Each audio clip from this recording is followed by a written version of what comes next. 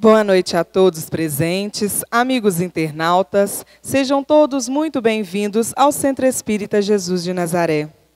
Hoje, a nossa leitura do Evangelho é na página 210, itens 7 e 8, capítulo 23.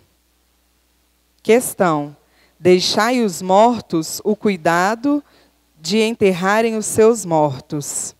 Em seguida, passarei a palavra para os amigos facilitadores, William Ferreira e Sérgio Bebiano, que estarão comentando junto a nós o estudo de hoje. Lembrando que todos nós somos aprendizes e que a opinião de vocês é muito importante. Quem quiser dar a sua opinião ou esclarecer algo, é só levantar a mão que levaremos papel e caneta até vocês. Obrigada. Convido agora a nossa amiga Maria Cristina para fazer a leitura do Evangelho.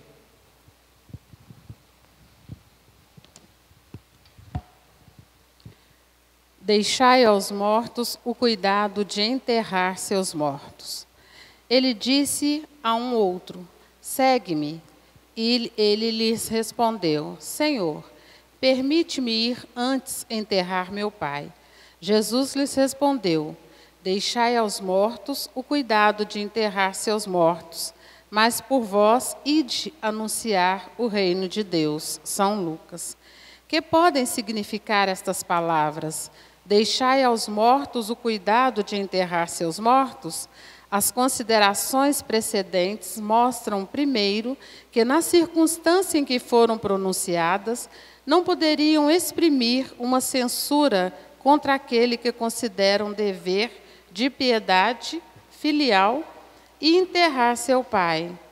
Elas encerram, porém, um sentido profundo que só um conhecimento mais completo da vida espiritual poderia fazer compreender. A vida espiritual, com efeito, é a verdadeira vida, é a vida normal do espírito.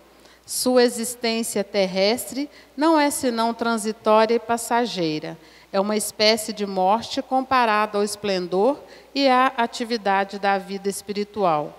O corpo não é senão uma veste grosseira que reveste momentaneamente o espírito, verdadeira cadeia que o prende à glébula da terra e da qual se sente feliz de estar livre.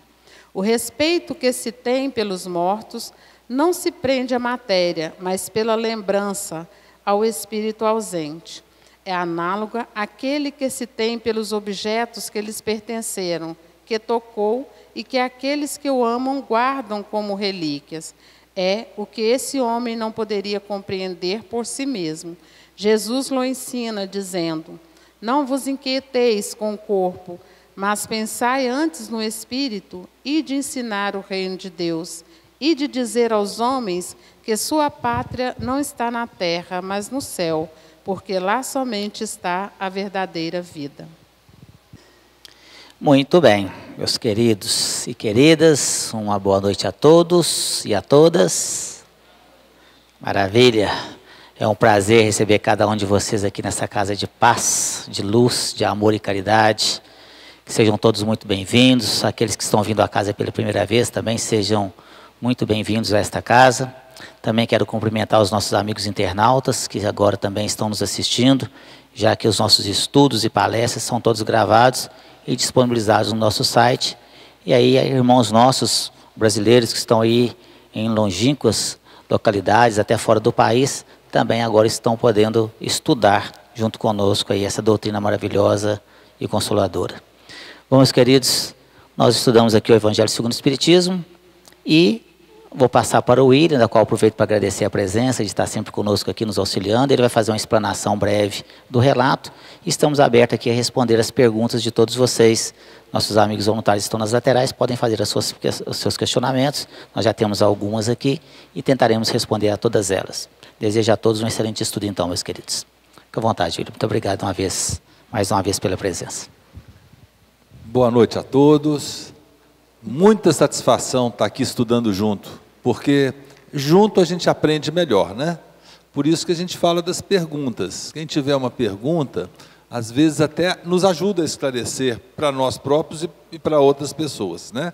Estejam à vontade, e não sei se vocês notaram, dos dois lados tem facilitadores também que podem contribuir com papel e caneta. Vocês podem anotar a pergunta e a gente vai tentar responder com o máximo de zelo. É um texto muito interessante, porque ele nos remete a uma característica nossa, que é uma característica do ser humano, que é de resistência. Nós temos resistência a mudar. É característica nossa. Vamos pensar no nosso trabalho. Muda um pouquinho a rotina, a gente já estranha, não é verdade? É sempre assim, mas depois a gente acaba se acostumando. Mas quando muda de novo, mas de novo, está mudando, é só mudança. E eu quero dizer para vocês, se é uma certeza que nós temos no mundo que a gente vive, é que tudo muda, e muda muito, e muda sempre.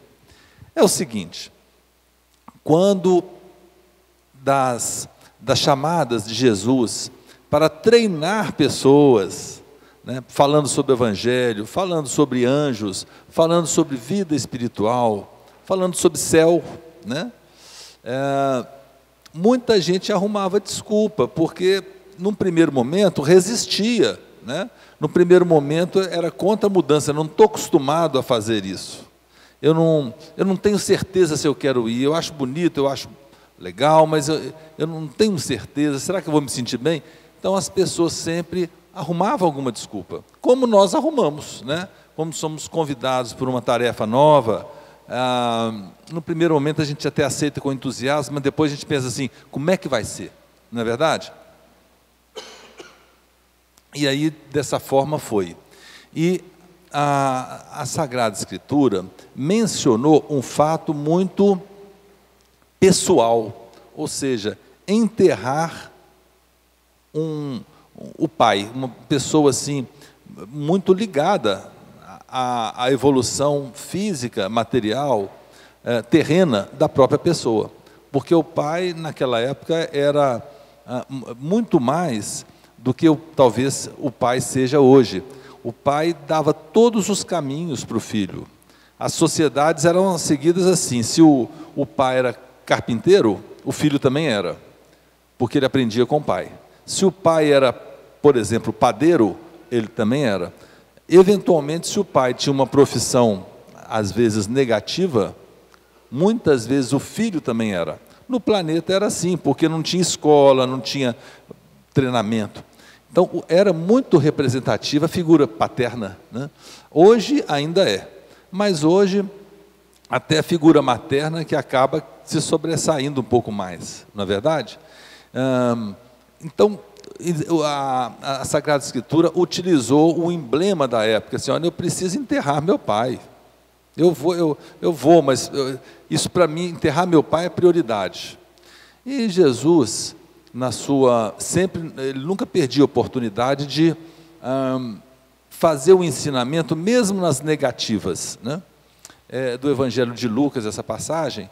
Então ele fala o seguinte, olha, realmente, quem tem que enterrar os mortos, são os mortos. Nós temos que preocupar com a vida espiritual.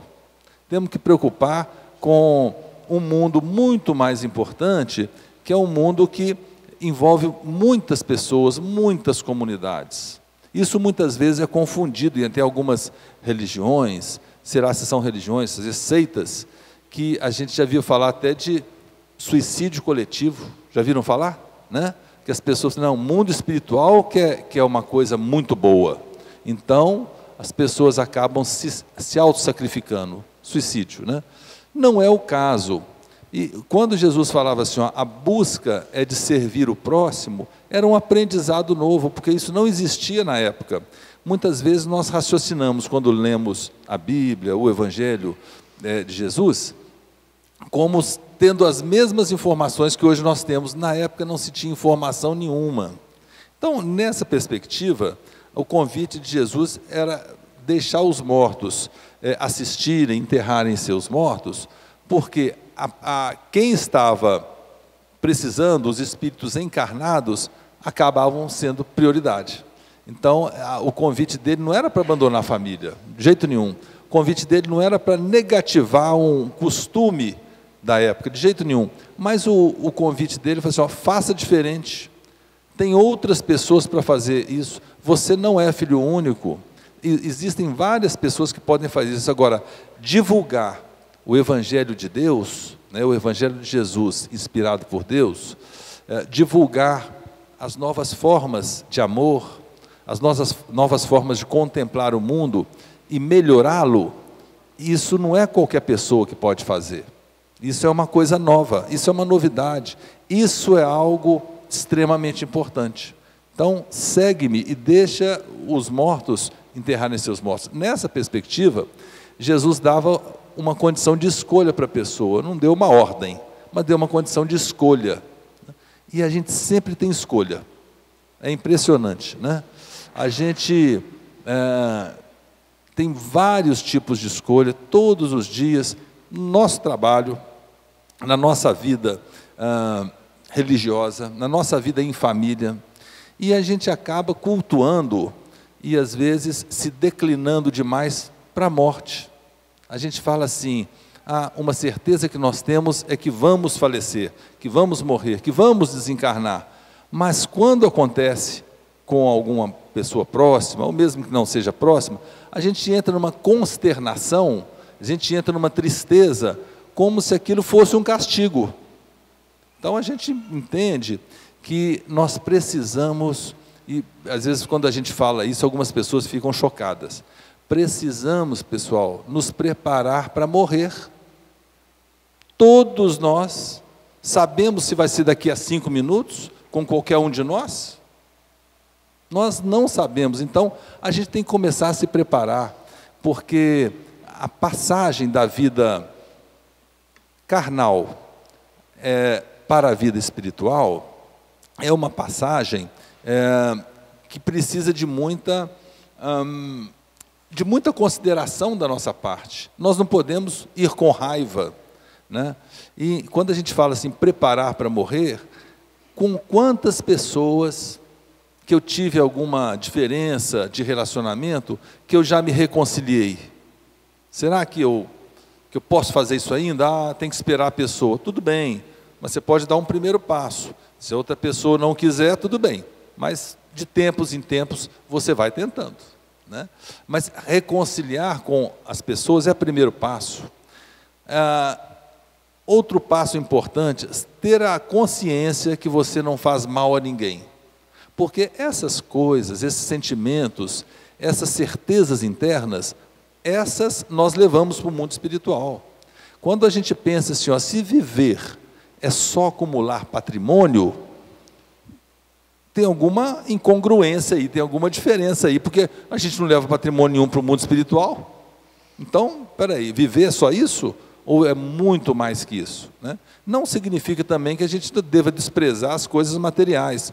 Nós precisamos dela na nossa vida aqui encarnada, precisamos das coisas materiais, mas precisamos, como o Vicente, eu ouvi falar segunda-feira, aqui, ele falava assim, eu preciso na medida da minha necessidade. Se eu quiser além, eu vou estar criando necessidades para as quais, na verdade, nem exista, na realidade, essa necessidade propriamente dita. Então, a gente temos que pensar que o mundo espiritual, a gente sempre fala assim, mundo material, mundo espiritual, mas todos estamos nesse momento também no mundo espiritual, mas estamos na condição de encarnados, né? Quando a gente estiver sem o invólucro carnal, o nosso desenvolvimento é muito diferente, é até muito mais rápido, né? Mas se a gente levar para esse mundo espiritual rancor, né? Aquela pessoa que não me atendeu um pedido, aquela pessoa que não me deu oportunidade, aquela mágoa que fica, isso não vai acrescentar nada. Se a pessoa não pôde te contemplar, é porque ela não pôde ou não quis. Ela tem um discernimento dela, você também tem o seu, né? Mas guardar a mágoa não vai te trazer aquilo que você queria e não vai te ajudar mentalmente no dia a dia. E não vai isso, você querer mal uma pessoa, não vai prejudicar a outra pessoa, vai prejudicar a gente mesmo, né? Então, o convite de Jesus é para a gente experimentar o mundo espiritual. Experimentar o mundo espiritual realmente no plano material, ou seja, vivenciar as coisas. Na época, né, que nem se pensava, né? Quando se falava em Deus, pensava-se qual o Deus que brilhava mais, porque eram feitos totens de ouro. Tanto que um dos deuses mais famosos da antiguidade era o deus Ra, que era confundido com o sol, e o símbolo dele era o sol, do norte da África, nordeste da África, a região do Egito, né? A parte baixa da Europa. Então, esses eram os valores daquela época. Eu penso que o convite de deixar outra pessoa enterrar o pai não era para privá-lo da convivência com os familiares naquele momento de dor, não. É a mesma coisa que falar, vá sim, mas não se demore, porque a importância disso é relativa. A maior importância é com o trabalho com o mundo espiritual que nós precisamos tomar a partir de agora. E preocupar com morte, gente, a gente pode preocupar com a nossa, sabe? No sentido da gente aproveitar o tempo que a gente tem e verificar o seguinte, ó, o que eu não fiz ainda? O que eu poderia fazer para mim, que eu não fiz ainda? O que eu posso melhorar para mim e para os outros? Mas como que porque a gente fazer o planejamento para o outro, ó, eu acho que aquele fulano ali, ele deveria, está constatado que ele tem que modificar aquela questão, mas e a gente, né? Porque o outro tem que cuidar dele, e quando muito eu posso até ajudá-lo, se ele me der permissão, me der abertura, e for no momento devido e adequado. Agora, com a gente, o que a gente pode fazer para se melhorar? E quando eu sou muito de escrever as coisas, eu penso que, se a gente quer realmente realizar, a gente tem que escrever, registrar num papel, num pequeno caderno, numa folha que você saiba onde está, e você revisite essa folha de vez em quando, porque a gente esquece. Às vezes, no momento de tristeza, no momento assim de menos contemplação das coisas boas que Deus nos dá, a gente fica numa tristeza e fica pensando assim, eu deveria fazer isso, depois esquece. Então, por que a gente não escreve e deixa num lugar que a gente acesse, ou todos os dias, ou pelo menos uma vez por semana, e fala assim, olha, eu fiquei de fazer oração com uma senhora no meu quarteirão, que ela é cega e não consegue ler. Eu não tenho feito isso. Então, lembrei que eu tenho que fazer isso, eu vou passar a fazer. Então, registrar, escrever, nos ajuda a lembrar realmente, sabe? Eu posso visitar 2 horas por semana uma creche de crianças, e apesar de ganhar pouco, um pequeno pacote de bala que custa R$6, R$8, se as crianças puderem utilizar bala, não vai me fazer falta, e eu posso fazer a alegria das crianças por 1h30, 2 horas, conversar com elas, rir, abraçar. Então, são pequenas coisas que a gente pode fazer ainda. O que eu posso fazer ainda que eu não fiz ainda, sabe? Eu quero falar para vocês que, no meu caso, tem uma lista enorme. É muita coisa que eu quero e preciso fazer, né? Tenho feito algumas coisas, tenho tentado melhorar um pouco, mas tem muita coisa para fazer.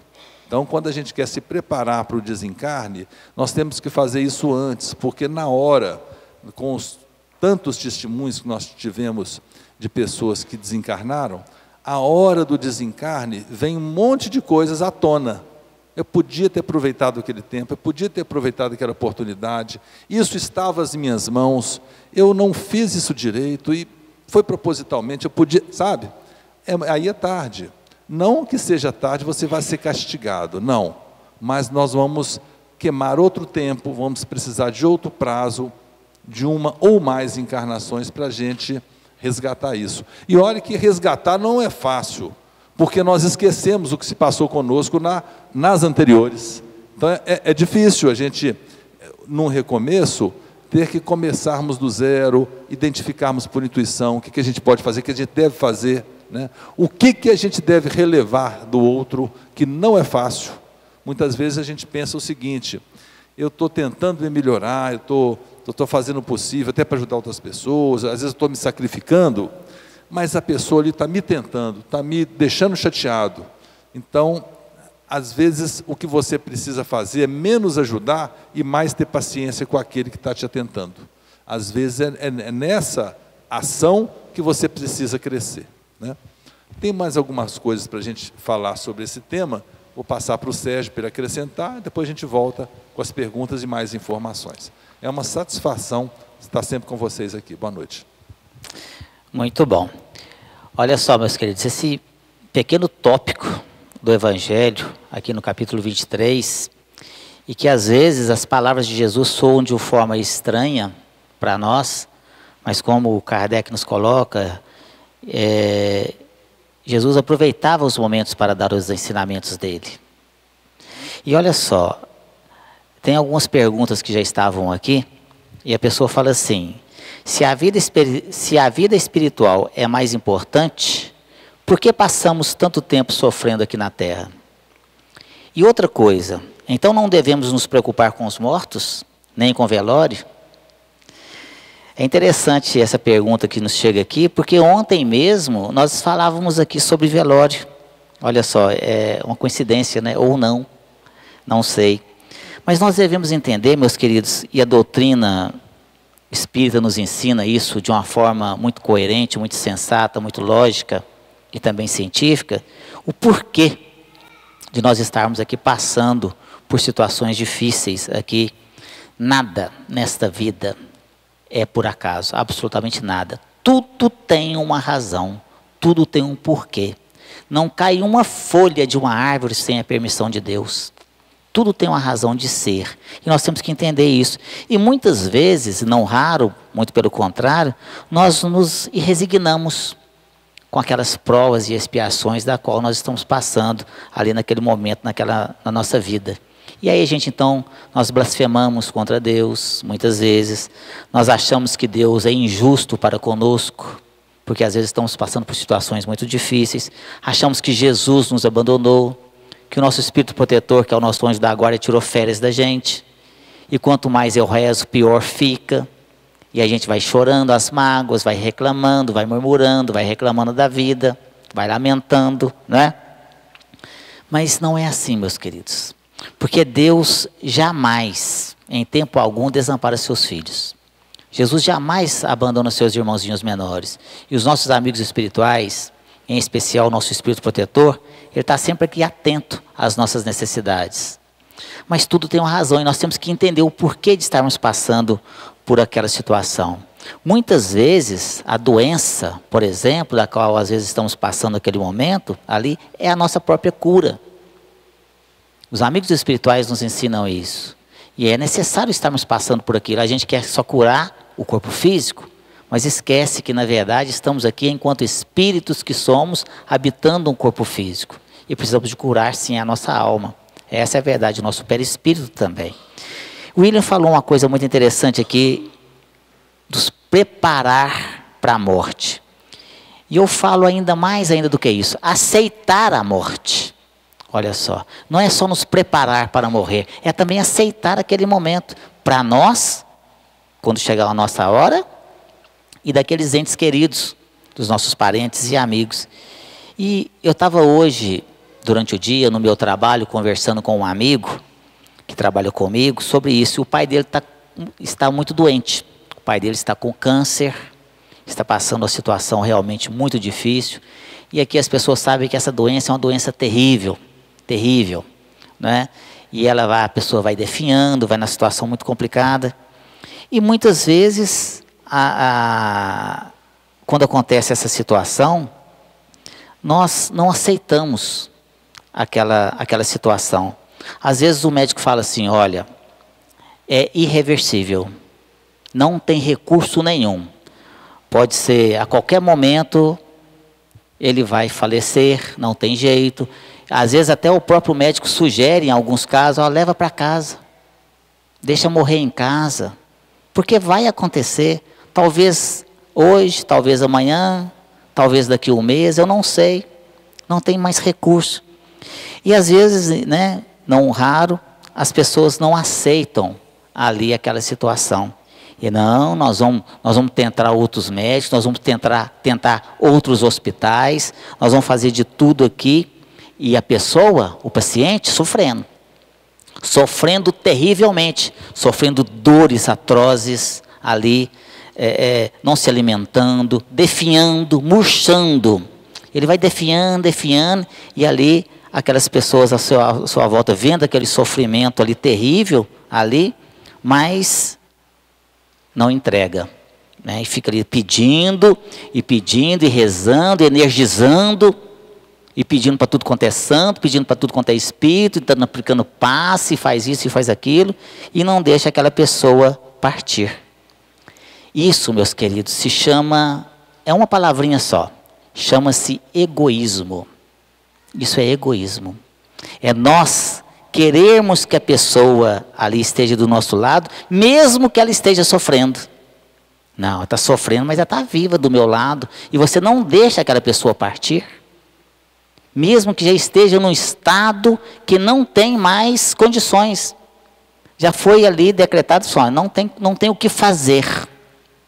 E as pessoas falam, não pode, e coloca na máquina, e coloca para cá, e fica naquela situação toda, e não deixa ali aquela pessoa sair, aquele espírito abandonando o corpo. É como um presidiário, que tem a sua pena já ali extinta, e você quer que ele continue na prisão. Não, mas a pena minha já acabou. Não, mas você vai continuar preso.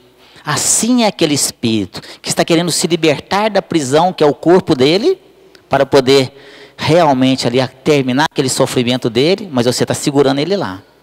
E ele, enquanto espírito, vendo aquele monte de gente ali ao seu lado, não vai, segura, firma, ele fica ali também receoso, fica ali triste, não quer deixar e abandonar também os parentes.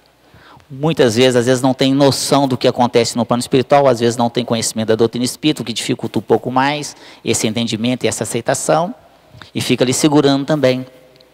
Fica ali o espírito preso ao corpo físico, os familiares segurando aquela pessoa, energizando, e aquela pessoa sofrendo. E isso, meu querido, é egoísmo puro, não tenham dúvida disso. Muitas vezes a espiritualidade dá um jeitinho. Não raro, ela chega lá e dá um upgrade ali no doente. A pessoa está ali, mas está ruim, mas ruim mesmo. De repente, do nada, dá aquela melhorada. Abre os olhos, sorri, chega a conversar. Pessoal, você está tudo aqui, né? Aí o pessoal, nossa, melhorou. É milagre de Deus. Aí está todo mundo ali sem alimentar, todo mundo cansado, aí ele sai para poder tomar um café, a espiritualidade aproveita que os familiares saíram do quarto, e vai lá e corta ali os laços, e aí, a hora que eles voltam, morreu. Mas estava bom, ele até abriu os olhos, conversou com a gente. Mas é justamente para poder dar uma folga, porque fica ali todo mundo energizando, aquele monte ali, e não dá tempo ali, não tem condições, não dá condições da equipe espiritual agir, e separar ali o espírito, ali o perispírito do corpo físico. Aí ela dá é onde tem um ditado que fala, melhorou para poder morrer. Mas é por causa disso. É assim que a espiritualidade age nesses casos, sabe como? Agora, a pessoa pergunta aqui então, se não devemos nos preocupar com os mortos nem com o velório. Claro que devemos sim. E nós falamos sobre isso aqui ontem. O velório, meus queridos, é muito importante. E o velório também é um momento de você estar ali se despedindo do espírito, agradecendo o corpo que Deus lhe ofertou e emprestou para que ele pudesse cumprir as suas obrigações aqui nesse plano físico. Os familiares despedindo-se daquele momento. Então é um momento importante, solene. E nós falávamos aqui ontem, se tiver alguém aqui que estava aqui ontem, vai poder ouvir novamente. Mas é importante nós ressaltarmos mais uma vez, em função do tema que estamos estudando aqui hoje. O velório, meus queridos, é de extrema importância sim. As pessoas deveriam estudar mais a doutrina espírita para entender a importância que tem o velório. E por que tem que ter velório. E o que acontece na hora do velório. O que acontece na hora do enterro. O que acontece depois do enterro. Como que o espírito fica no plano espiritual depois do enterro. Como que nós, encarnados que aqui ficamos, devemos nos comportar no velório e depois do enterro. O que fazer com os bens do falecido. Olha só, muitas pessoas não sabem como fazer, não sabem como agir no velório, não sabem o que acontece no velório. E o velório é uma parte da vida da pessoa que é de extrema importância. São as duas situações mais importantes na vida do espírito. É quando ele nasce, reencarna, e quando ele morre, desencarna. Olha só, quando ele chega morrendo de medo, olha só, mas por quê? Porque medo de não dar conta de passar pelas provas e expiações. Assistam lá depois o filme Nosso Lar, ou mais do que isso, leiam o livro, que é melhor ainda. Vocês vão ver ali os preparativos para o reencarne. Quando estávamos ali, o pessoal preparando, vocês não deixam eu vacilar não. Estavam lá com medo, porque é um processo. Você vai passar por tantas situações, por provações e expiações. E aí você sabe que vai passar por aquela situação e tem medo de falir. Então o espírito reencarna com medo. Quando ele parte, ali está com medo, porque aí não está lembrando direito o que está acontecendo, como é que era no plano espiritual, o seu retorno à pátria espiritual. E aí ele treme nas bases também. Está lá, ai meu Deus, o que me aguarda? Mas sabe o que é isso? Consciência. Já começando a cobrar dele, porque muitas coisas deixou de fazer, ou fez muitas coisas erradas. Porque é a consciência que vai nos cobrar. Não é Deus, não é Jesus, não é nosso espírito protetor, não é o nosso lá, amigos espirituais, não. É nós mesmos que vamos nos cobrar por aquilo que nós fizemos errado ou deixamos de fazer. É assim que funciona. Então, meus queridos, o velório é de fundamental importância. Eu queria aqui sugerir a leitura de um livro que chama Na Hora do Adeus, de Luiz Sérgio. Um livro muito importante que vocês deveriam estudar, né? Todos nós aqui, os nossos amigos internautas também. Um livro que vai nos ensinar, Luiz Sérgio nos ensina o que acontece em todas essas situações. Tem aqui na nossa biblioteca, podem pegar emprestado ou na livraria. E tem uma palestra também da minha autoria, está no site do Centro Jesus de Nazaré, chama-se Velório na Hora do Adeus. Entrem e assistam essa palestra. Lá, de uma forma bem didática, a gente coloca para vocês o que acontece nesse momento tão importante da nossa vida, que é a morte. E como o William colocou aqui, nós devemos nos preparar sim para esse momento tão importante. Nos preparar para morrer. Nós e os nossos entes queridos. E se nós aqui, espíritas, temos um pouquinho mais de conhecimento dessa doutrina abençoada, que leve esse conhecimento aí para dentro do seu lar também, para que eles possam estar realmente ali entendendo o que acontece e como, principalmente, devemos nos comportar nesses locais, tá certo?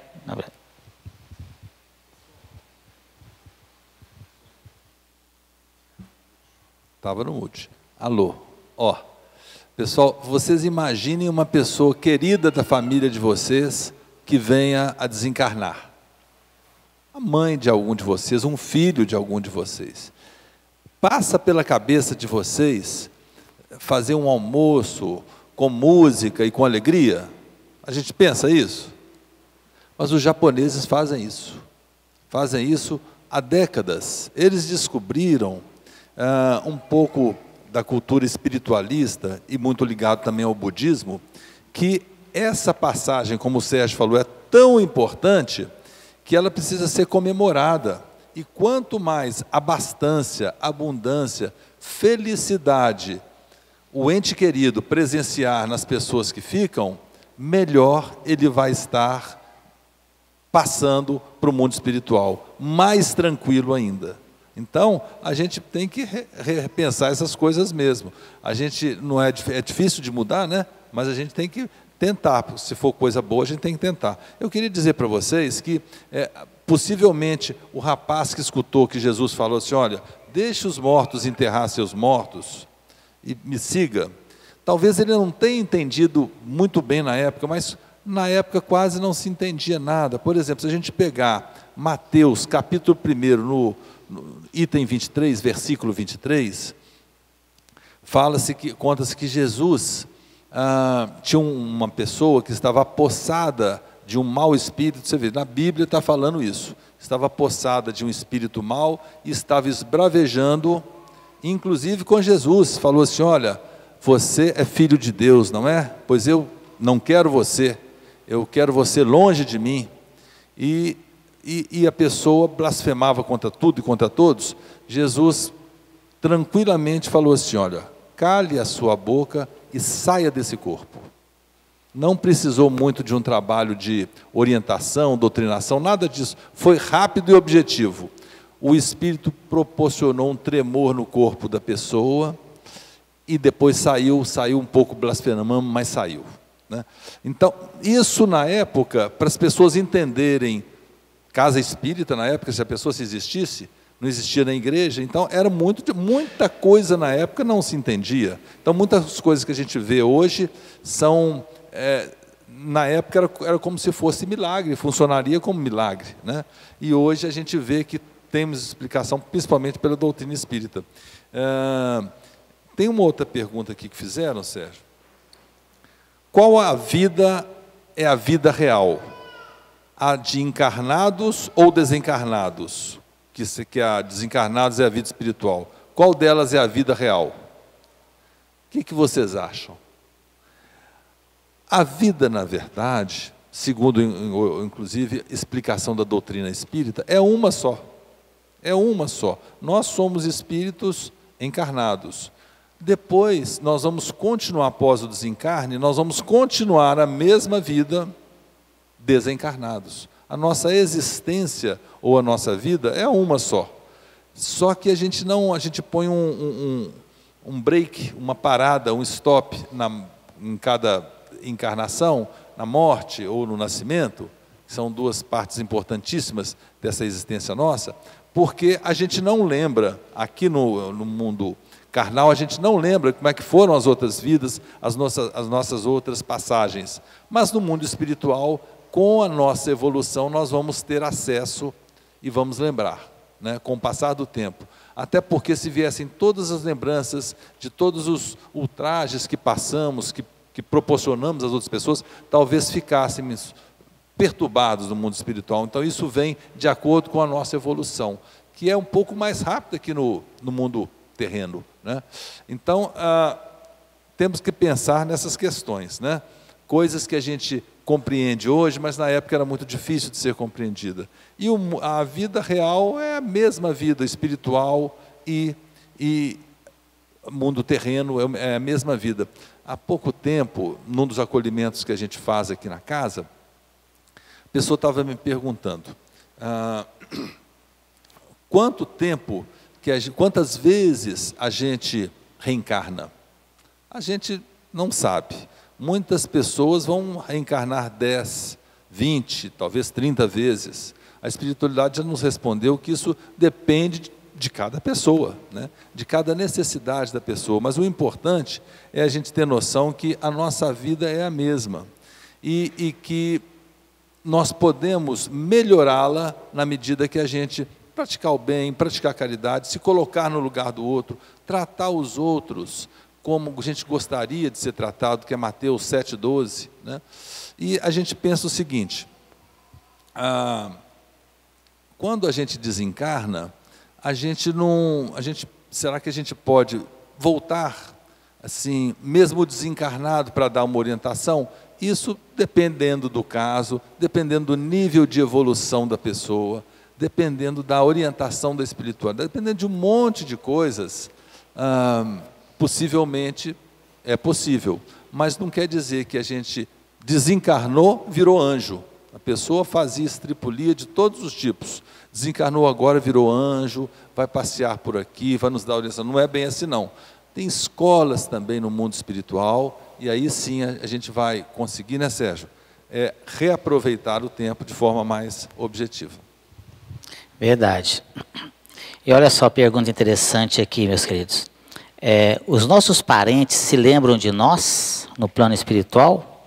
Eles continuam ligados a nós? E a outra, ele fala assim também, e o que acontece na hora da morte? A gente vai para onde? Olha só, meus queridos, os nossos parentes se lembram de nós? Sim, os laços espirituais, eles não se rompem e não se acabam com a morte do corpo físico, porque os laços não são apenas consanguíneos, eles são espirituais, sejam de afetividade ou de desafeto. Olha só, espíritos inimigos que reencarnam ali e que se não conseguiram ali reconciliar nesta vida, nessa reencarnação, e continuam ali brigando um com o outro, naquela situação toda, vão continuar também inimigos ali, antipáticos uns aos outros, da mesma forma também com a empatia. Então, espíritos afins ali, mãe com os filhos, né? Eu vou dar um exemplo para vocês da minha vovó, a vovó Amélia. Eu converso muito com ela. Ela é uma grande trabalhadora nesta casa. Inclusive, nós homenageamos o auditório ali, né, o outro auditório, com o nome dela, Auditório Amélia Maria Milagre. Quando eu construí esta casa, na época, nós tínhamos um estudo na casa do meu pai. E lá chamava Centro de Estudos Amélia Maria Milagre, que é o nome da minha vovó. E aí eu construí esta casa e o pessoal sabe, então vai chamar Centro Espírita Amélia Maria Milagre? Vamos colocar o nome da sua avó para homenagear? Não. Eu não quero uma ligação da casa com a questão de parentes. Senão ia falar assim, vão lá no centro da avó do Sérgio. Olha só, da família do Sérgio. Não, nós vamos aqui no Centro Espírita Jesus de Nazaré, que é a ele que nós devemos lá. A vovó, é claro, mereceria sim este momento, mas com certeza ela não se importaria com isso, porque é um espírito, né, de uma grande luz, um espírito de grande amor. E eu converso muito com ela. E como toda boa vovó, vem, puxa a orelha do meu pai, cabeça dura, né? Oh, meu Deus, mesmo, não mudou nada. Mas continua trabalhando ativamente no plano espiritual, nesta casa. O meu vovô, marido dela, o vovô Salu, que gostava muito de tocar sanfona, continua no plano espiritual tocando também, sabe para quem? Para as crianças. Olha só, trabalhando ativamente. O meu primo, que desencarnou com câncer aos 25 anos de idade, um moço bonito ali, chamado Nelson, carinhosamente nós chamávamos ele de apelido de boy. Hoje ele trabalha ativamente no plano espiritual, cuidando dos drogaditos, aqueles recém-desencarnados por overdose de drogas, que chegam ao plano espiritual numa situação de extrema perturbação, e meu primo recebe, junto com, obviamente, outros espíritos, trabalhando. A gente continua trabalhando no plano espiritual, muito mais do que aqui. Tem gente que fala assim, a hora que eu morrer, vou descansar. Eu quero sentar numa nuvem. Na nuvem. Eu quero sentar numa nuvem, ficar lá vendo o povo lá na terra, assim, igualzinho naquelas histórias, como se fosse assim. Aí vê aquele céu, né? Ali, os anjinhos tocando a harpa. Que isso, meu filho? Acorda. O bicho pega no plano espiritual lá, meu filho. Tem que trabalhar direto. Já viram lá o filme Nosso Lar? É muito pior do que aquilo. Chegou lá, e outra coisa, não pensa você que porque você teve um cargo aqui bom, porque você teve um certo conhecimento aqui, que vai chegar lá e dar uma carteirada lá. Porque carteirada funciona aqui, lá no plano espiritual funciona não. André Luiz chegou lá, quando ele chegou lá no hospital, todo, né, estufou o peito, ele que foi um grande e renomado médico aqui no Rio de Janeiro, os pacientes todos deitados, eu vou cuidar deles. Aí chegou os coordenadores ali do hospital, falou assim, tá, você vai ajudar aqui? Vou, então toma a vassoura. Eu disse, que isso, vassoura? Eu sou médico. Não, você era médico lá. Aqui você é faxineiro. Tem que aprender, filho. Aqui é diferente de lá. O que ele estava fazendo? Limpando vômito, imagina. Teve que dominar ali a sua vaidade, o seu orgulho, é assim. E lá trabalha mesmo, é organizado, tem que trabalhar.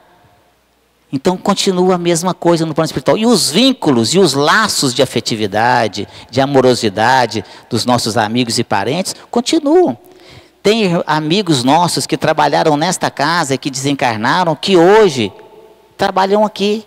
Eu converso com eles nas nossas reuniões mediúnicas. Mó gracinha. Isso nos dá um consolo, um conforto tão grande, mas enorme, de saber que a morte não existe, que é uma passagem. E aí a hora que eles se manifestam nas nossas reuniões, e aí eles vêm e falam, ó, eu achava que eu trabalhava muito aí nessa casa, ele era um trabalhador desta casa aqui, ó, era um voluntário desta casa, mas agora que eu estou vendo que eu não fazia quase nada. Então ele fala para nós, não desperdicem a oportunidade do trabalho que é concedido a vocês, aproveitem, para não chegar aqui e chorar igual eu chorei. Olha só, aí é o alerta para a gente que acha que está fazendo muito, não é? E a nossa reencarnação ela é muito passageira, sabe, meus queridos? E o que acontece na hora da morte? Para onde que a gente vai? A gente vai para o plano espiritual, tá, mas onde no plano espiritual? O plano espiritual, meus queridos, é vasto. Tem, na casa dos meus pais tem muitas moradas, isso aí não é só os planetas não, dentro do nosso planeta também tem muitos lugares. E aí de novo, voltando aqui à lembrança lá do livro Nosso Lar e do filme Nosso Lar. Quem assistiu aqui o filme Nosso Lar? Ó, quase todos, né? Que bom. Lembram lá no início do filme que aparecem aquelas regiões umbralinas? Aqueles lugares de sofrimento e tudo? Lodo, fétido, aquela situação terrível. É muito pior do que aquilo, meus queridos, que o cinema, ele não consegue retratar a realidade daquilo no plano espiritual. O sofrimento é inimaginável para nós. E aí vai para os lugares às vezes terríveis, como aquele, dependendo da forma como ele viveu aqui no plano físico. Ou às vezes fica vagando por aí, ó, sem eira nem beira, vagando entre os encarnados, que se afinizam pelos mesmos gostos, por exemplo, com relação à questão da bebida. O cara às vezes aqui, enquanto encarnado, ó, boca de gole, pé de cana, bebe, fuma, usa drogas. E aí desencarna naquela situação e chega no plano espiritual morrendo de vontade de beber. Mas como ele não tem mais um corpo físico para pegar um copo de bebida, ele vai fazer o quê? Ele vai ficar perto de um encarnado que tem uma afinidade com a bebida. E ele induz o encarnado, que já tem uma quedinha para a bebida, a beber mais. E aí ele bebe junto. Não o líquido, mas as emanações alcoólicas. E vai sugando ali do encarnado, ali a bebida, induzindo ele a beber. Por isso que às vezes você está num barzinho e você vê a pessoa e fala assim, põe uma para mim aí. Põe mais uma. O cara não para, é um atrás do outro, porque tem uma falange. Porque ali, nesses casos, não é um não, viu? Ali são inúmeros. E eu queria, sabe, William, que Deus podia permitir, olha só o que eu estou falando aqui, gente. Deus podia falar assim, que desse um lampejo de clarividência numa pessoa dessa, que está lá naquela cachaçada, fumando, usando drogas. Que ele pudesse ver, momentaneamente, apenas por alguns segundos, os tipos de espíritos que estão à sua volta. Rapaz, esse caboclo ia parar de beber, de fumar, de usar droga na hora, ia sair numa correria, de medo. Porque se ele pudesse ver, e eu falo para vocês, meus queridos, é pavoroso. São entidades que estão muitas vezes perdendo a forma humana. Numa forma monstruosa, com aquelas línguas enormes assim, ó. Enfiando dentro da sua boca, sugando de você, fumando com você, usando drogas junto com você. Aquele mau cheiro, aquela coisa grotesca. É terrível. E o caboclo está lá, né? Bebendo junto, beijando na boca. Se ele pudesse ver, ele ia, ó, vazar longe ali, de correria, de medo. Não é? E é esse tipo de espírito que está ali. É claro que esses, por afinidade. Mas ninguém é desamparado. Dia chegará que esse será também amparado. Mas se você teve uma vida de conduta aqui séria, se você teve aqui o amparo, você será assistido. Será levado para bons lugares no plano espiritual, onde muitas vezes familiares seus estarão ali do seu lado, te amparando, quando eles também já têm essa condição, para que você possa estar recebendo ali o auxílio necessário. Então, tenha uma boa vida, para que você tenha uma boa morte. E é assim que tem que ser, né, William? Mais perguntas aqui, tem até uma específica para o Sérgio aqui, vou deixar para ele. Ontem eu senti falta do meu avô, e muito. Comecei a chorar e não parava mais. Quando a gente sente essa saudade, O que pode fazer? Rezar para ele? Sim, com certeza. Essa saudade é normal? O que a espiritualidade pode nos falar sobre isso? Olha, a oração tem um poder, até sempre falo, o Sérgio sabe, é muito mais valiosa que antibiótico, que anti-inflamatório. A oração tem um poder extremamente profundo que, se nós compreendêssemos esse poder e fizéssemos as orações com essa fé, com certeza ela surtiria esse efeito, inclusive de amenizar a dor. Muita gente pensa assim, então é porque o meu avô, não estou dizendo que seja o caso da pessoa que escreveu, não, então porque meu avô está precisando de mim. Não está. Talvez, se ele estiver muito adiantado, ele esteja querendo mandar uma mensagem de paz ou de alerta, mas no mundo espiritual é muito mais desenvolvido que o mundo terreno, né? Então, quando a gente sente, às vezes, a falta de um ente querido, é muito natural que isso acontece. A minha mãe desencarnou, meu pai desencarnou, queridíssimos para mim. Então, quando a gente vê alguma coisa, uma coisa na vitrine, uma roupa que talvez o pai usasse ou que a mãe usasse, eu comprava roupa para minha mãe numa loja específica aqui em Divã. Toda vez que eu passo de frente a ela, eu lembro da minha mãe. Então, eu sempre faço uma oração e dedico a oração a ela. E procuro não ficar triste, porque a tristeza chega a ela pela sintonia de amor que existe entre a gente. Então, se eu ficar triste, eu vou estar fazendo mal para ela. Olha, que bom que a senhora agora está num plano espiritual, tomara que esteja muito bem, cada dia melhor, estou torcendo para a senhora, que seja muito feliz e cada vez mais, e que goze toda a eternidade de amor, de carinho. Esse é o pensamento. Porque se a gente deitar e chorar e ficar, eu penso que a gente até atrapalha, né, as pessoas. E a gente, é uma outra pergunta aqui, é uma pergunta assim, mais é uma afirmativa, rapidinho, porque o nosso tempo está acabando. Quando nós procuramos compreender-nos e também ao nosso meio, isso é um tipo de estudo correto? Com certeza. Muitas vezes a pessoa não precisa ter uma religião, não precisa às vezes nem fazer uma oração na vida. Se ela trata todo mundo bem, como ela gostaria de ser tratada, se ela é caridosa, se ela é bondosa, se ela é honesta, isso já é uma oração, isso já é uma vida de apoio a Jesus. A pessoa continua, então será que como espíritas seríamos seres teimosos e como tal antiquíssimos perante nossos outros irmãos? Em todas as religiões, em todas as doutrinas, existem limitações. Eu sou fã incondicional da doutrina espírita, leio e estudo muito, praticamente todos os dias, estudo mesmo. Então, eu, assim, com certeza tem algumas coisas que a gente não entendeu ainda, né? Vamos buscar entender. Mas que existe perfeição, perfeição é só Deus, né? Mas eu fico muito satisfeito que a doutrina espírita nos explica muita coisa, nos dá alento a muita coisa, nos transforma sob o ponto de vista de olharmos as coisas que aparentemente eram tristes, nós passamos a olhar com mais sabedoria e até com alegria, né? Eu, atendendo uma pessoa segunda-feira, ela falou assim, eu terminei um relacionamento. Não posso nem falar o nome da pessoa, claro que não, porque o que a gente acolhe aqui, as pessoas que a gente acolhe, fica só entre o acolhedor e a pessoa. Então ela falou, eu terminei um relacionamento, a pessoa não tinha zelo comigo, me maltratava, ela não me dava valor, e eu estou muito chateada. Era uma moça, inclusive, muito sincera e muito bonita, uma pessoa muito ativa na vida profissional. Então, eu estou muito chateado com isso, estou muito depressivo com isso. Eu falei assim, mas minha amiga, graças a Deus que isso aconteceu.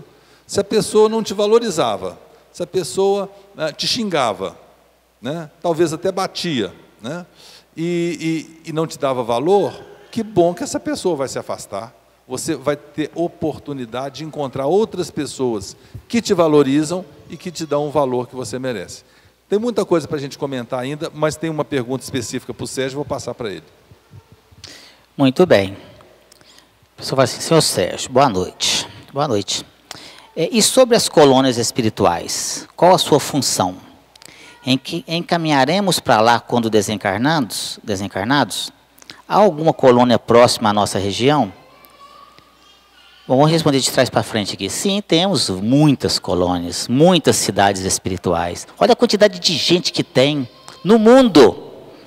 mais de 7 bilhões e meio de pessoas. Para onde que vai esse tanto de espírito? Fora a quantidade de espíritos que já está no plano espiritual. Que a espiritualidade nos ensina que é mais ou menos 3 vezes a população da Terra encarnada, imagina. E para onde esse povo vão estar? Né? Então está nessas colônias, sim. Aqui próximo, por exemplo, Belo Horizonte tem a colônia Novos Horizontes, que fica em cima da cidade de Belo Horizonte. No Rio de Janeiro, já citado aqui, a colônia Nosso Lar. E tem inúmeras outras colônias em cima das grandes cidades, e ali que são onde os espíritos são atraídos ali para que eles possam receber o auxílio. E nós estamos, meus queridos, cadastrados, olha só, nós estamos cadastrados numa colônia. Então, e é para essa colônia onde você está cadastrado que você vai. Eu fico conversando com as pessoas, eles falam assim, eu vou lá para o Nosso Lar. Não, você vai para onde você estiver cadastrado, onde você mora. Você não vai para onde você quer, não. Não é assim que funcionam as coisas no plano espiritual. É assim que o negócio é bagunçado, igualzinho aqui na Terra, que você muda de cidade de qualquer jeito. Não. Lá você está naquele local. Né? E as colônias servem para nós nos melhorarmos. Como eu falei aqui, a gente continua trabalhando no plano espiritual, estudando, tem cursos, tem palestras, tem inúmeras atividades no plano espiritual, para que a gente possa estar nos melhorando cada vez mais, nos preparando para as nossas futuras reencarnações, e que teremos tantas quanto forem necessárias. Mas como eu disse, nós não vamos para as colônias, nós somos atraídos de acordo com a nossa consciência, de acordo com a nossa situação espiritual aqui. Então, ou vamos para lá, ou como a gente colocou, para outros lugares complicados, ou vagando por aí. Se foi uma pessoa que, por exemplo, extremamente apegada aos bens materiais, vai ficar ali, desencarna e fica ali junto, dentro da casa, na empresa, perto do cofre, perto do dinheiro. Outro dia, nesse último minuto que nós temos aqui, só para contar para vocês, ilustrando como que funciona isso. Atendia um senhor desencarnado, né, na nossa reunião mediúnica, e ele, bravo demais da conta, não, eu tenho que voltar para lá, vocês me trouxeram para cá, eu tenho que voltar para vigiar o meu dinheiro, eu escondi lá na minha casa, sabe aonde? Eu sou inteligente, eu escondi no assoalho. E aqueles urubus daqueles meus genros, olha só, eles sabem que eu tinha dinheiro, e eles estão vasculhando a minha casa toda, mas eles não sabem onde que eu escondi, não. E eu tenho que ir lá para vigiar o meu dinheiro, porque senão eles vão roubar o meu dinheiro. Olha só, olha o apego ao dinheiro, meus queridos. Ele já desencarnado, tendo consciência que havia desencarnado nesse caso. Tem muitos casos que a pessoa nem sabe que desencarnou. Nesse caso ele sabia que tinha desencarnado, ele sabia que era um espírito já. Mas mesmo assim, ele queria ficar perto do dinheiro. Quando eu falei para ele, você não precisa mais disso, eu disse, que é isso? Eu não roubei aquele dinheiro, não, aquele dinheiro é meu. Eu trabalhei honestamente, o senhor tem certeza disso? Então, é meu. Mas você não precisa disso. Mas preciso, é meu, eu trabalhei, o dinheiro é meu, e eles querem roubar meu dinheiro. Olha só. E às vezes pode ficar ali durante muito, muito tempo. E aí fica azucrinando aquele lar, perturbando aquele ambiente doméstico. É onde aparecem os famosos jargões aí, né? A casa mal assombrada, que dá aqueles barulhos, aquelas situações todas que acontecem lá. Muitas vezes a entidade que está ali. Então, como eu disse, vamos nos preparar para esse momento que todos nós, sem exceção, vamos passar, que é o fenômeno da morte, que é uma coisa natural, porque a morte, ela faz parte da vida. É assim. A cada dia que passa, você morre um dia. É menos um dia de vida. Então aproveite ao amanhecer, faça a sua prece, peça proteção, mas agradeça por mais um dia de vida e mais um dia de aprendizado. E aproveite aquele dia para que você possa ser útil, para que quando você, não só ao deitar à noite, passar no crivo da sua consciência, como nos ensina Santo Agostinho, se você fez todo o bem que podia, se você magoou alguém conscientemente, se a resposta ali foi positiva, que você não magoou ninguém, que você fez tudo bem, então dorma os sonos dos anjos. E quando desencarnar, terá uma consciência tranquila. Bom, meus queridos, infelizmente o tema é interessante, mas o nosso tempo é curto. Eu quero aqui agradecer a presença de todos vocês mais uma vez, desejar aqui um excelente retorno aos seus lares, com muita paz, e que Jesus possa abençoar todos vocês e também os nossos companheiros e irmãos aqui internautas. Muita paz a todos, meus amigos.